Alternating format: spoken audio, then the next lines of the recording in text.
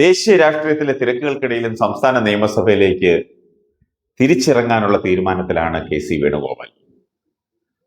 മലബാർ മേഖലയിലെ രാഷ്ട്രീയ സാഹചര്യങ്ങൾ വിലയിരുത്തിയാണ് ഇരിക്കൂർ മണ്ഡലം തന്നെ അദ്ദേഹം പരിഗണിക്കുന്നത്. ഇരിക്കൂർ കോൺഗ്രസിന്റെ ശക്തമായ മണ്ഡലമായതിനാൽ സംസ്ഥാന രാഷ്ട്രീയത്തിലേക്കുള്ള തിരിച്ചുവരവിന് അനുയോജ്യമായ വേദി എന്ന നിലയിലാണ് കെ.സി. വേണുഗോപാൽ ഈ സീറ്റിനെ കാണുന്നത്. വടക്കൻ കേരളത്തിൽ പാർട്ടിയുടെ സംഘടനാ ശക്തി പുനരുജ്ജീവിപ്പിക്കാനും നിയമസഭയിൽ ശക്തമായ സാന്നിധ്യം ഉറപ്പിക്കാനും സഹായകരമാകുമെന്നാണ് കെ.സി. പക്ഷം വിലയിരുത്തുന്നത്. നിലവിലെ എം.എൽ.എ. സജീവ് ജോസഫ് വീണ്ടും മത്സരിക്കാൻ തയ്യാറാണെങ്കിലും കെ.സി. വേണുഗോപാലിന്റെ താല്പര്യം ഹൈക്കമാൻഡ് അംഗീകരിക്കുന്ന പക്ഷം സംഘടനാ തീരുമാനത്തിന്റെ ഭാഗമായി അവിടുന്ന് വഴിമാറാൻ സജീവ് ജോസഫ് സന്നദ്ധനാണ്. വേണുഗോപാലിന്റെ വിശ്വസനായ നേതാവ് എന്ന നിലയിൽ പാർട്ടി തീരുമാനത്തോട് എതിർക്കുന്നില്ല. കെ.സി. വേണുഗോപാൽ നേരിട്ട് നിയമസഭാ പോരാട്ടത്തിലേക്ക് ഇറങ്ങുന്നത് മലബാർ മേഖലയിൽ കോൺഗ്രസിനകത്ത് വലിയ രാഷ്ട്രീയ ചർച്ചകൾക്ക് വഴിയൊരുക്കിയിട്ടുണ്ട്. ശക്തമായ നേതൃമുഖങ്ങളെ മുന്നിൽ നിർത്തി തെരഞ്ഞെടുപ്പിനെ നിർണായകമാക്കണമെന്ന ഹൈക്കമാൻഡ് തന്ത്രത്തിന്റെ ഭാഗമായാണ് ഈ നീക്കമെന്നാണ് രാഷ്ട്രീയ നിരീക്ഷകർ ചൂണ്ടിക്കാട്ടുന്നത്. കെ.സി. വേണുഗോപാലിന്റെ താല്പര്യം ഔദ്യോഗിക തീരുമാനമാകുമോ എന്നതാണ് ഇനി ഉയരുന്ന ചോദ്യം. ഹൈക്കമാൻഡ് തലത്തിലുള്ള അന്തിമ തീരുമാനമാണ് ഇനി വേണ്ടത്. അതുപോലെ ഒരു കാലത്ത് തെക്കൻ കോട്ടകളിൽ UDFന്റെ ഉരുക്കു കോട്ടകളിൽ ഒന്നായിരുന്നു അരുവിക്കര. 1991 മുതൽ 2015 മരിക്കുന്നതുവരെയും G. കാർത്തികനാണ് അരുവിക്കരയെ പ്രദാനം ചെയ്തിരുന്നത്. അച്ഛന്റെ മരണത്തിന് പിന്നാലെ മകൻ KS ശബരിനാഥൻ ഉപതെരഞ്ഞെടുപ്പിൽ കളത്തിലിറങ്ങി.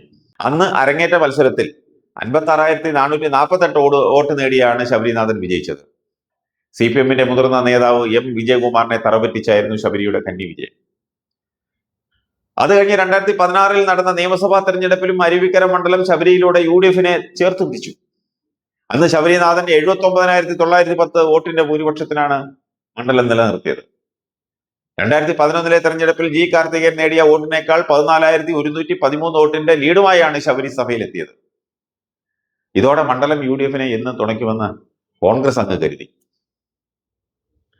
എന്നാൽ പിണറായി വിജയൻ സർക്കാരിനെ വീണ്ടും അധികാരത്തിലേറ്റിയ 2021 തെരഞ്ഞെടുപ്പിൽ ശബരിനാഥൻ കടപുഴകി വീണു. CPM കാട്ടാക്കട ഏരിയ സെക്രട്ടറി ആയിരുന്ന G. സ്റ്റീഫനോട് 5,046 വോട്ടിനാണ് ശബരി അടിയറവ് പറഞ്ഞത്. UDFന്റെ ഉരുക്ക് കോട്ട നഷ്ടമായത് സംസ്ഥാനത്തെ കോൺഗ്രസിന് വലിയ തിരിച്ചടിയാണ് അന്നുണ്ടാക്കിയത്. വീണ്ടും ഒരു നിയമസഭാ തെരഞ്ഞെടുപ്പ് അടുക്കുന്നതോടെ മണ്ഡലം തിരിച്ചു പിടിക്കാമെന്ന വിശ്വാസത്തിലാണ് കോൺഗ്രസ്. എന്നാൽ എന്ത് വില കൊടുത്തും മണ്ഡലം നിലനിർത്താനുള്ള ഒരുക്കത്തിലാണ് CPM.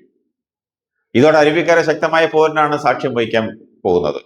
കഴിഞ്ഞ തെരഞ്ഞെടുപ്പിൽ പരാജയപ്പെട്ട ശബരിനാഥൻ ഉൾപ്പെടെ ഒട്ടേറെ പേരുകൾ മണ്ഡലത്തിൽ കോൺഗ്രസിൻ്റെതായി ഉയർന്നു കേൾക്കുന്നുണ്ട്.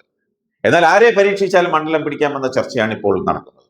SFIയിലൂടെ സംഘടനാ രംഗത്തെത്തിയ G. സ്റ്റീഫന് വൻ ജനകീയതയാണ് ഇപ്പോൾ മണ്ഡലത്തിലുള്ളത്. പാർട്ടി ഓഫീസ് വീടാക്കി മാറ്റിയ സ്റ്റീഫൻ ജനങ്ങൾക്കിടയിൽ ഇറങ്ങി പ്രവർത്തിക്കാൻ ശേഷിയുള്ള നേതാവാണ്. അത് തെളിയിച്ചു കഴിഞ്ഞു. 2005 തദ്ദേശ തെരഞ്ഞെടുപ്പിൽ കോൺഗ്രസ് കോട്ടയായ കിള്ളി കുരിശടി വാർഡ് പിടിച്ചെടുത്താണ് തെരഞ്ഞെടുപ്പ് രംഗത്ത് വരവറിയിച്ചത്. കാട്ടാക്കടയുടെ ചരിത്രത്തിലെ ഏറ്റവും പ്രായം കുറഞ്ഞ പ്രസിഡന്റ് 2010 പ്രസിഡന്റ് സ്ഥാനത്തേക്ക് തെരഞ്ഞെടുക്കപ്പെട്ടു. ഇതിനുശേഷം തുടർച്ചയായി 6 തവണ കാട്ടാക്കട പഞ്ചായത്ത് LDF നിലനിർത്തി. ഇങ്ങനെ ഒരു ജനകീയനായ നേതാവിനെ ചെറുക്കാൻ കോൺഗ്രസ് ആരെ ഇറക്കുമെന്നാണ് കണ്ടറിയേണ്ടത്. എവിടെ? അരുവിക്കരയിൽ. മണ്ഡലം തിരിച്ചു പിടിക്കാൻ ശബരിനാഥനെ വീണ്ടും ചുമതലപ്പെടുത്തണമെന്ന ആവശ്യം പാർട്ടി അണികളിൽ നിന്ന് ഉയരുന്നുണ്ട്. എന്നാൽ നേതാക്കൾ ഇതേക്കുറിച്ച് കൃത്യമായ ഒരു നിലപാട് വെളിപ്പെടുത്തിയിട്ടില്ല. തിരുവനന്തപുരം കോർപ്പറേഷൻ പിടിക്കാൻ ചുമതലപ്പെടുത്തിയ ശബരിനാഥൻ ഇപ്പോൾ വാർഡ് കൗൺസിലറായി തുടരുകയാണ്. ജനപ്രതിനിധി എന്ന നിലയിൽ കോർപ്പറേഷൻ ഭരണത്തിൽ ശ്രദ്ധ കേന്ദ്രീകരിക്കണമെന്നും അതുകൊണ്ട് നിയമസഭയിലേക്ക് മറ്റൊരാളെ മത്സരിപ്പിക്കുന്നതാണ് ഉചിതമെന്ന നിലപാടും ഉയരുന്നുണ്ട്. അരുവിക്കരയിൽ വീണ്ടും ഇറങ്ങുമോ എന്നതിനെക്കുറിച്ച് ശബരിയും ഇതുവരെ വ്യക്തമാക്കിയിട്ടില്ല. വീണ്ടും പരാജയം മണത്താൽ ശബരിയുടെ രാഷ്ട്രീയ ഭാവി തന്നെ തുലാസിലാകും. അതുകൊണ്ട് തന്നെ കൃത്യമായ വിലയിരുത്തൽ നടത്തിയതിനു ശേഷം മാത്രമേ അരുവിക്കരയിൽ മത്സരത്തിന് ശബരിനാഥ് കടന്നു വരികയുള്ളൂ. മുതിർന്ന കോൺഗ്രസ് നേതാവ് M. ഹസനാണ് മണ്ഡലത്തിൽ പരിഗണിക്കാൻ സാധ്യതയുള്ള മറ്റൊരു നേതാവ്. M. ഹസനിലൂടെ മുസ്ലിം വോട്ടുകൾ ലക്ഷ്യം വെച്ചാണ് ഈ നീക്കം നടത്തുന്നത്. എന്നാൽ ഹസന് അരുവിക്കരയേക്കാൾ കൂടുതൽ താല്പര്യം പണ്ട് മത്സരിച്ച കായംകുളം മണ്ഡലമാണ്. G. സ്റ്റീഫനെ പോലെ ഒരു നേതാവിനെ പരാജയപ്പെടുത്താൻ സാധിക്കുമോ എന്നൊരു ആത്മവിശ്വാസക്കുറവാകാം ഇതിനൊരു കാരണമായി ചൂണ്ടിക്കാട്ടുന്നത്. DCC ജനറൽ സെക്രട്ടറി MR ബൈജുവും പ്രാദേശിക കോൺഗ്രസ് നേതാവ് വിതുര ശശി തുടങ്ങിയവരുടെയൊക്കെ പേരുകളും സജീവമായി അരുവിക്കരയിൽ ചർച്ച ചെയ്യുന്നുണ്ട്.